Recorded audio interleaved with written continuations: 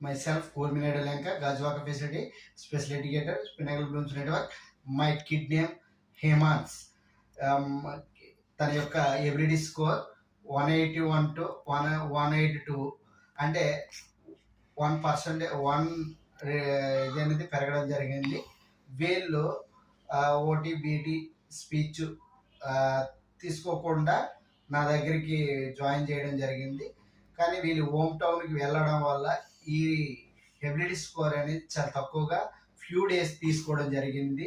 వీళ్ళు main stream వాళ్ళకి writing skills నేర్పించమని, ఆల్ఫాబెటిక్ నేర్పించమని అండ్ సిట్టింగ్ టాలరెన్స్ నేర్పించమని వాళ్ళ పేరెంట్స్ అనేది మెయిన్ స్ట్రీమ్గా వాళ్ళ గోల్స్ ఉండడం జరిగింది.